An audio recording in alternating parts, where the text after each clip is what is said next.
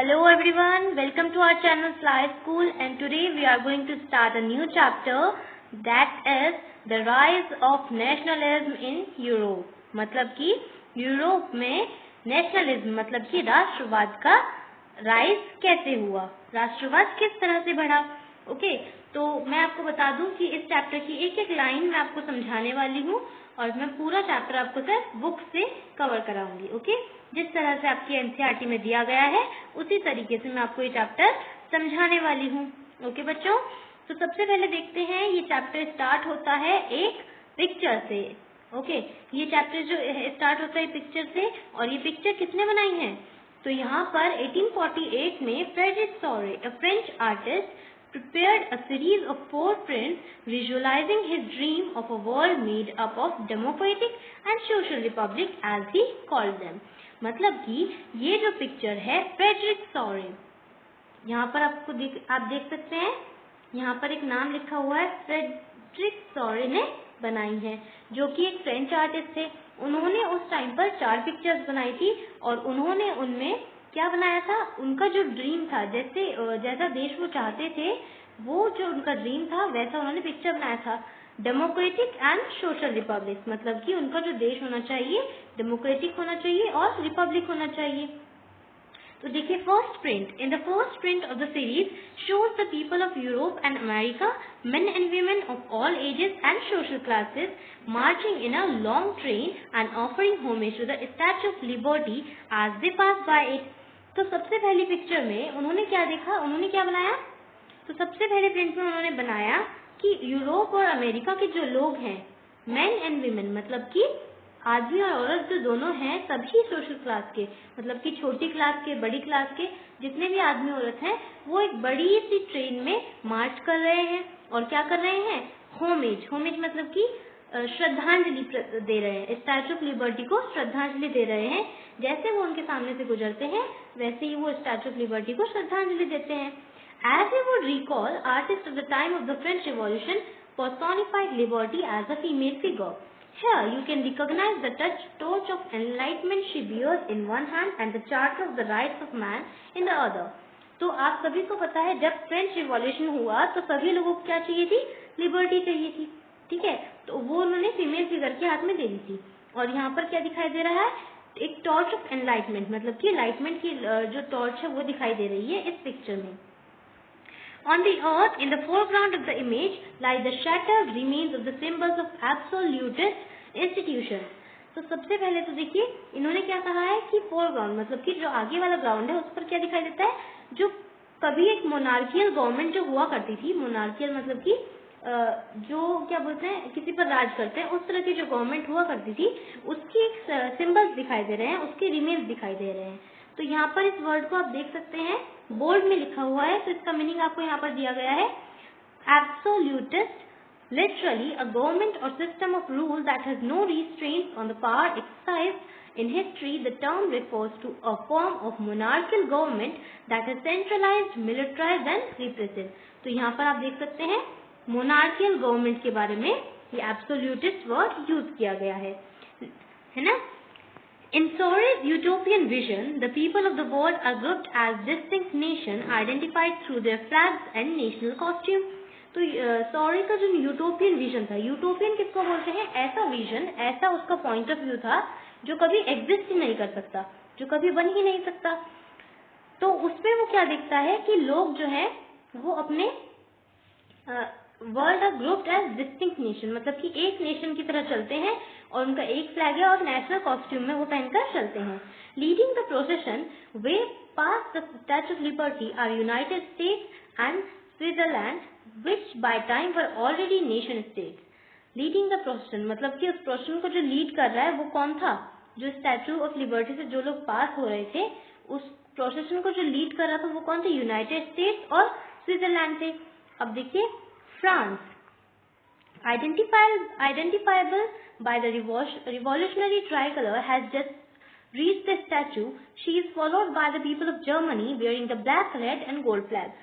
तो अब क्या हुआ, जब जो लोग एक साथ चल रहे थे उसमें क्या था, फ्रांस था, और फ्रांस के पीछे कौन चल रहा था, जर्मनी था, ठीक है। जर्मनी के पास क्या था, जर्मनी के पास ब्लैक और रेड और गोल्ड फ्लैग थे. Interestingly, at the time when Sorrieu created this image, the German people did not exist as a united nation. लेकिन जिस टाइम पर सॉरे ने ये जो इमेज थी ये बनाई थी, उस समय पर जर्मन पीपल जो थे वो एग्जिस्ट इस तरह से एकजुट होकर नहीं रहते थे. The flag they carry is an expression of liberal hopes in 1848 to unify the numerous German-speaking principalities into a nation-state under a democratic constitution. तो जो वो फ्लैग कैरी कर रहे थे, मतलब कि जो फ्लैग ब्लैक, रेड और गोल्ड फ्लैग जो कैरी कर रहे थे, उनके मन में एक आशा थी कि कभी हमारा देश भी लिबरल बनेगा. Okay. Following the German people are the people of Austria, the kingdom of the two Sicilies, Lombardy, Poland, England, Ireland, Hungary and Russia. तो अब जो क्या था, फ्रांस चला, फ्रांस के पीछे जर्मनी चल रहा था, और जर्मनी के पीछे कौन कौन थे? ऑस्ट्रिया के लोग थे, फिर सिसिलीज के लोग थे, लोम्बार्डी के लोग थे, पोलैंड था, इंग्लैंड था, आयरलैंड था, हंगरी था, और उसके बाद रशिया था. From the heavens above the Christ, saints and angels gaze upon the scene. अब क्या होता है, अब नीचे की पिक्चर तो हमने आपको बता दी कि नीचे नीचे क्या क्या चल रहा था, किस तरह से लोग जा रहे थे, मार्च कर रहे थे. अब ऊपर क्या होता है, हेवन में, हेवन मतलब कि स्वर्ग में क्या दिखता है कि क्रिस्ट दिखाई दे रहे हैं, जीसस क्रिस्ट दिखते हैं, सेंट्स हैं वहां पर, सेंट्स मतलब साधु हैं, एंजल्स हैं, परियां हैं.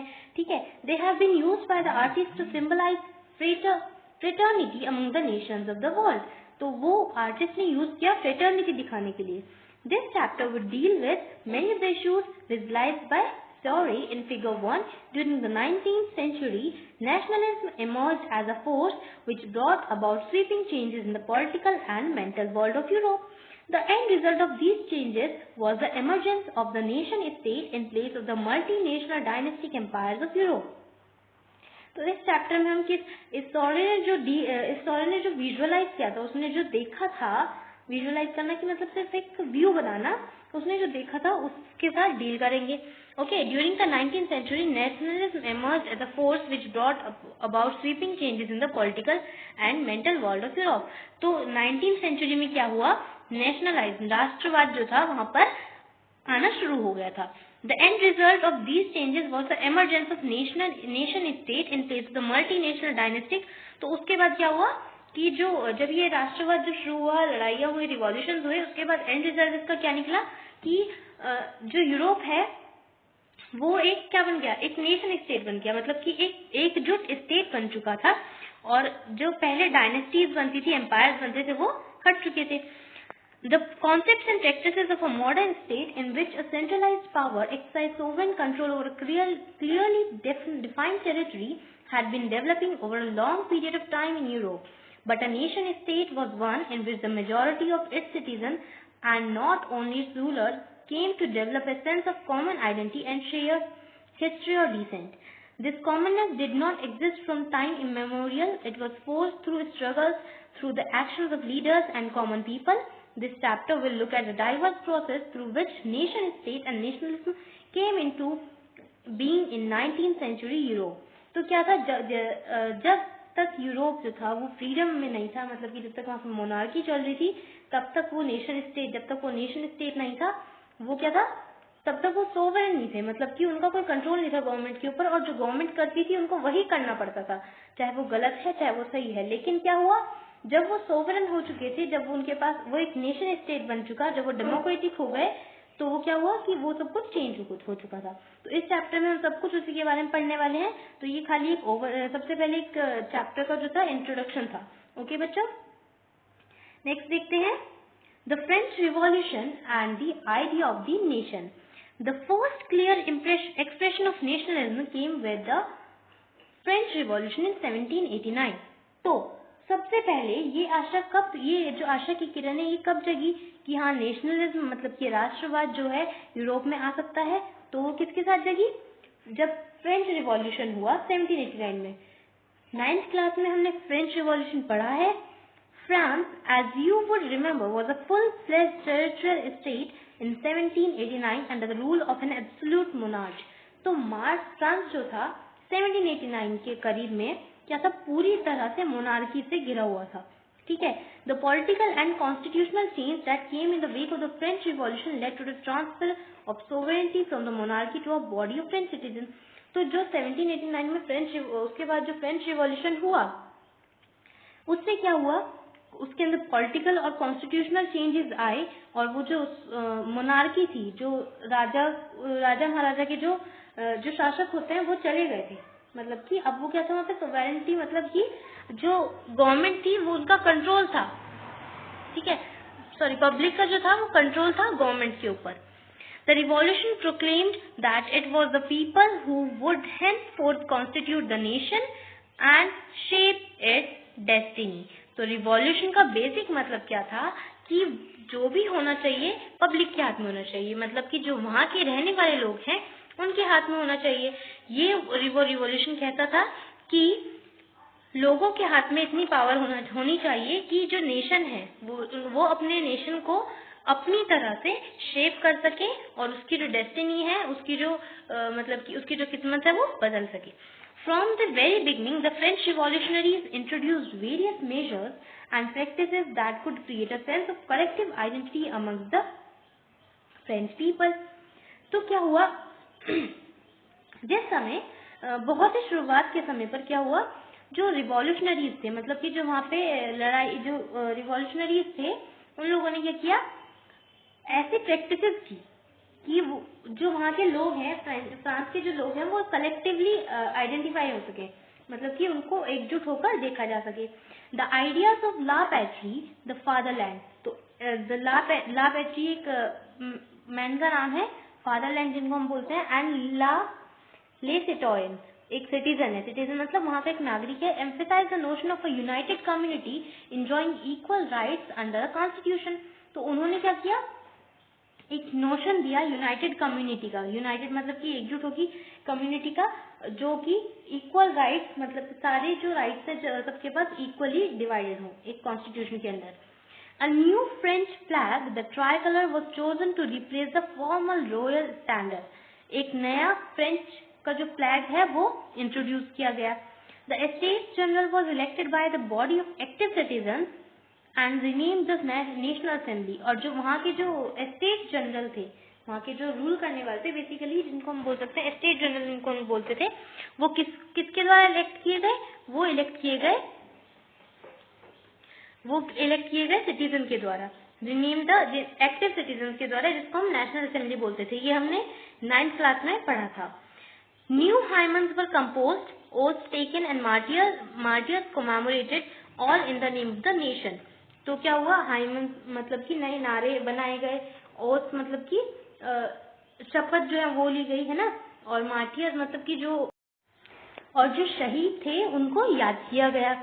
A centralized administrative system was put in place and it formulated uniform laws for all citizens within its territory.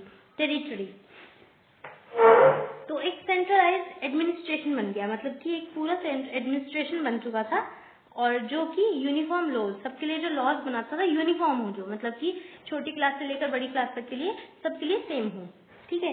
Internal customs, duties and dues were abolished and a uniform system of weights and measures were adopted.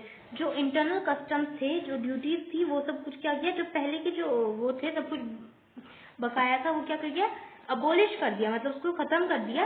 And the uniform system of weights and measures were adopted, जो एक uniform system बनाया गया weights और major करने का।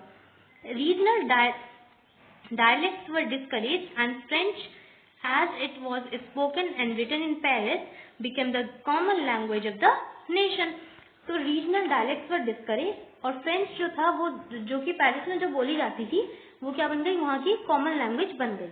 The revolutionaries further declared that it was the mission of the destiny of the French nation to liberate the people of Europe from this despotism. In other words, to help other people of Europe to become nation. तो revolutionaries क्या declare कर रहे थे कि उनका जो mission था वो ये था कि जो वहाँ के जो पीपल हैं उनको लिबरेट किया जाए, और जो और लोग हैं यूरोप के उनको भी नेशन की तरह जोड़ा जाए। When the news of the events in France reached the different cities of Europe, students and other members of educated middle class began setting up Jacobin clubs. और जब ये जो इवेंट्स की जो न्यूज है वो सब लोगों तक पहुंची, तो तो क्या हुआ, तब लोगों ने क्या स्टार्ट किया, जैकोबिन क्लब सेटअप करना स्टार्ट किया। Their activities and campaigns prepared the way for the French armies which moved into Holland, Belgium, Switzerland and much of Italy in 1790s। और उनके जो एक्टिविटीज थे, जो कैंपेन्स थे, उन्होंने फ्रेंच आर्मीज के लिए क्या बनाया, एक वे बनाया जो कि मूव करने वाली थी कहाँ पर, हॉलैंड, बेल्जियम, स्विट्जरलैंड और कुछ पार्ट इटली का इन 1790s में।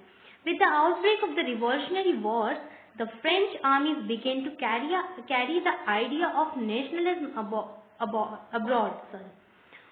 जब रिवॉल्यूशनरी वॉर्स हुई, जब रिवॉल्यूशंस हुए, तो फ्रेंच की जो आर्मी थी उनके दिमाग में भी क्या आने लगा, एक आइडिया आने लगा राष्ट्रवाद का। ठीक है, तो यहाँ पर देखिए, with in the wide swathe of territory that came under his control, Napoleon set about introducing many of the reforms that he had already introduced in France। जिस टाइम पर नेपोलियन वहां पे आया, नेपोलियन ने क्या किया, वहां पर रिफॉर्म्स बनाने शुरू किए नए, जो कि उसने पहले से फ्रांस में क्या कर रखे थे, बना रखे थे। Through a return to monarchy, Napoleon had no doubt destroyed democracy in France, but in the administrative field he had incorporated in revolutionary principles in order to make the whole system more rational and efficient। The Civil Code of 1804, usually known as the Napoleonic Code, did away with all privileges based on birth, established equality before the law and secured the right to property। तो civil code of 1804, जिसको हम Napoleonic code भी कहते हैं, उसने क्या किया, सभी को सारे प्रिविलेजेस दिए, बर्थ से रिलेटेड, इक्वालिटी से रिलेटेड, और जो लॉज थे उन पे इक्वालिटी बिफोर लॉ, और क्या बोलते हैं, राइट टू प्रॉपर्टी, सभी को क्या दिए, सारे क्या दिए, प्रिविलेजेस दिए। This code was exported to the regions under French control. तो ये जो कोड था वो कहाँ तक एक्सपोर्ट किया गया, जहाँ जो रीजन फ्रेंच के कंट्रोल में थे। In the Dutch Republic, in Switzerland, in Italy and Germany, Napoleon simplified administrative divisions, abolished the feudal system and freed peasants from serfdom and manorial dues। तो क्या हुआ, in the Dutch Republic, in Switzerland, तो कहाँ पर, Dutch Republic में, Switzerland में, Italy में और जर्मनी में, नेपोलियन ने क्या किया, एडमिनिस्ट्रेट को डिवाइड कर दिया। अबॉलिश द फ्यूडल सिस्टम भी अबॉलिश कर दिया। Freed peasants from serfdom and manorial dues, ये सब कुछ उसने अबॉलिश कर दिया। In the town to guild restrictions were removed, जो शहरों में भी क्या हुआ, जो रिस्ट्रिक्शंस थे उनको हटा दिया गया। Transport and communication system were improved. Peasants, artisans, workers and new businessmen enjoyed a new found freedom। तो क्या हुआ, जो ट्रांसपोर्ट कम्युनिकेशन के जो सिस्टम थे वो भी इम्प्रूव कर दिए गए, और जो बिजनेसमैन थे, आर्टिशियंस थे, पीजेंट्स थे, वो सबको क्या हुआ, एक नई फ्रीडम मिल गई। Businessmen and small scale producers of goods in particular began to realize that uniform laws, standardized weights and measures and a common national currency would facilitate the movement and exchange of goods and capital from one region to another।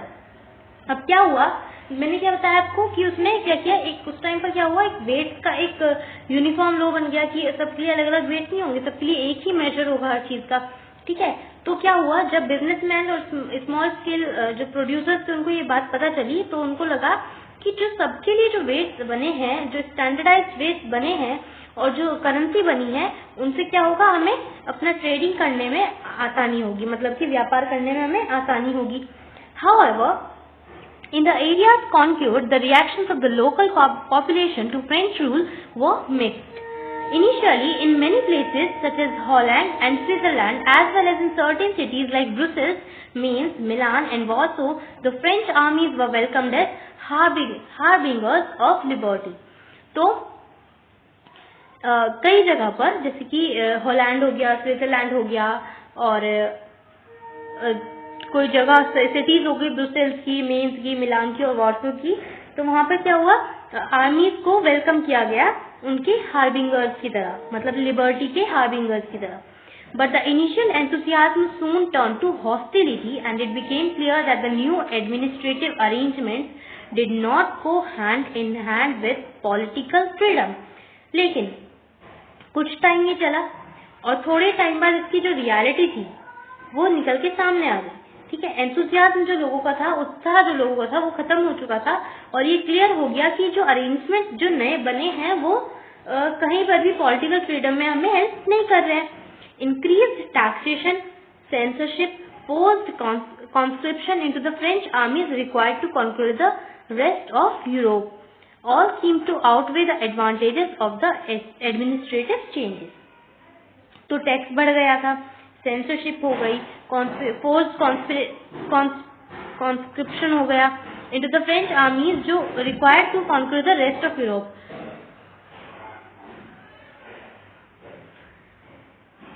तो उससे क्या हुआ कि जो बाकी का जो part जो यूरोप का जो कॉन्कर नहीं हो रखा था, जो किसी के अंडर पे नहीं था, वो भी हो चुका था। All seem to outweigh the advantages of the administrative changes. तो सबको क्या करना था, जो भी एडमिनिस्ट्रेटिव चेंजेस हुए थे उसका फायदा उठाना था। ओके, तो बच्चों हमने इसका जो है फर्स्ट पार्ट जो कवर कर चुका है, the French revolution and the idea of the nation, इतना पार्ट हम कवर कर चुके हैं। और अब देखिए सेकेंड पार्ट में हम आपको इसका नेक्स्ट पार्ट कवर कराएंगे, जिसमें हम बताएंगे आपको the making of nationalism in Europe, कि यूरोप में जो नेशनलिज्म है वो किस तरह से बना। ओके बच्चों, तो नेक्स्ट पार्ट देखना ना भूलें और नेक्स्ट पार्ट देखने से पहले आप इस पार्ट को अच्छी तरह से समझें। ओके, तो अगर आपको हमारी वीडियो पसंद आई हो तो इसको लाइक, शेयर और सब्सक्राइब करना ना भूलें और बेल आइकन जरूर प्रेस करें। Okay, thank you.